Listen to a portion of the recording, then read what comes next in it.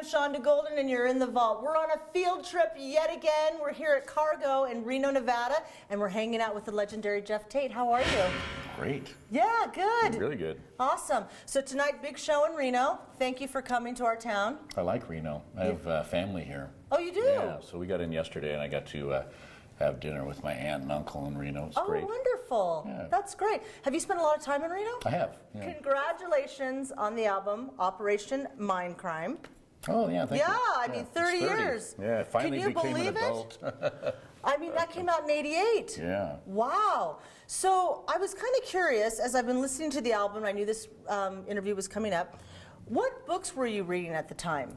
If you, I mean, what do you have a specific book that might have been instrumental in your writing? No, I'd been wanting to do a full-length concept album for, well, really since the band's inception, and I've been kind of pushing the guys in that direction and exposing them to my favorite concept albums growing up. And I even took Chris to see Peter Gabriel perform, and just sort of setting the tone. And if you look at our first couple of records, The Warning and Rage Forward, you can see that we were working with themes at that time. And so, you know, the full-length conceptual album was really the next step. One problem, didn't have a story. Right. So it finally happened. You know, Then the album became. right. Well, the character of Nikki and Sister Mary, that relationship, it had, for me, it had kind of Shakespearean undertones, a little bit of Romeo and Juliet. Is that fair? Well, yeah, I think one of the things that has made it so that the album has had such a long life and that people still appreciate it years and years later is that it's really written with classical themes in mind, you know, the romance and the tragedy of love between two characters is an age-old theme that we've used and we've seen in, you know, many different types of forms since, you know, human started telling stories, really. Right. And, you know, good versus evil and power, you know, in conflict with the not powerful. It's a pretty common theme as well. So, yeah, they're classic themes that resonate with people over time. And for me, you know, the album really happened in a flash. You know, it was a moment of inspiration, and then recognizing that inspiration had struck, and then just getting busy. You know? Right. And then having putting to use all the information that had come to me in a flash, and so that worked out really well. It was I had stayed behind in Montreal after the Rage for Order tour with some friends, and was living there at the time, and I was frequenting this pub called Saint Sulpice in Saint Denis, and it was, unbeknownst to me, kind of a watering hole for young terrorists. Oh, really? It was a group of Canadians who were trying to separate Quebec from the Union of Canada, and they were extortionists, they were kidnappers, they were blowing up cars, really pretty bad people. Anyway, I was friends with people that were friends with them. And okay. So you're lucky you didn't get kidnapped. yeah, really. They didn't tell them who I was. And then at the time, I wasn't, you know, very well known. So I don't think I was a very good kidnapping victim, you know. So anyway, they became sort of kind of a little bit of my inspiration for some of my characterization. Okay, wonderful. And, you know, I took a lot of notes. And then I was going home from the bar one night and stopped at the grocery store. And across the street from the grocery store was this Catholic church. And I noticed that the door was open. There's snow everywhere. It's the middle of winter. And the door's open, and this beautiful choral music is coming out of it. And so I walk over to check it out, and I walk inside, and all the candles are lit, and it's kind of steamy and hot in there and cold outside. And I sit down, and I'm listening to the choir finish up rehearsals.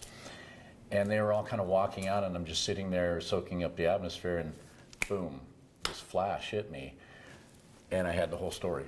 Oh, wow. Boom, the story that I've been waiting for all these years just popped into my head, and I'm writing it down. I've even been hearing the first title track, you know, ba-da-da-da-da, you know, Operation Mindcrime. I'm writing that down.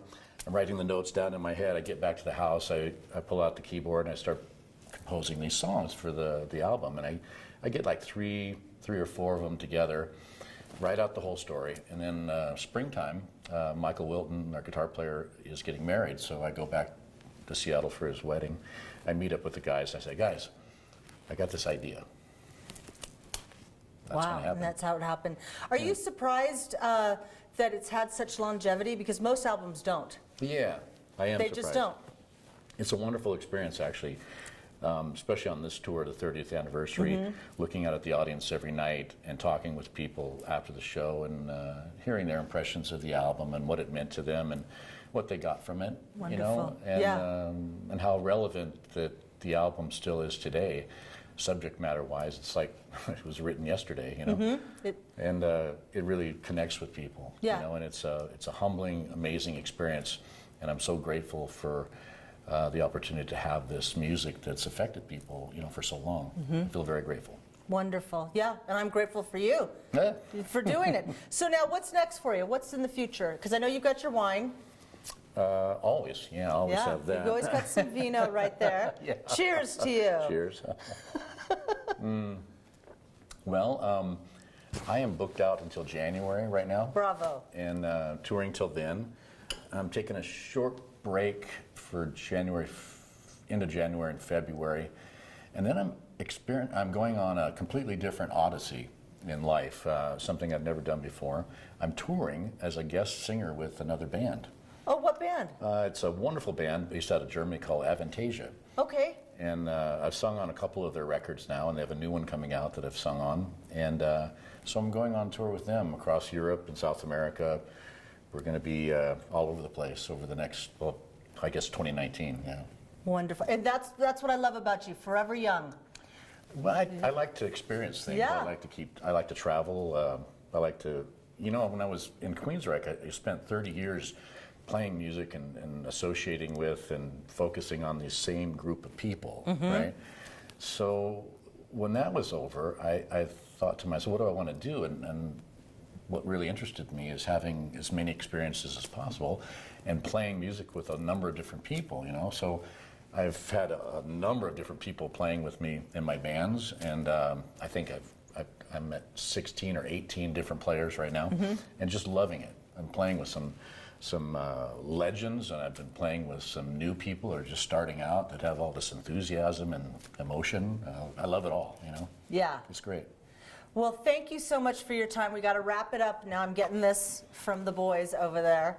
But hey, next time you're in Reno, come check us out at Bizarre Guitar. Bizarre Guitar.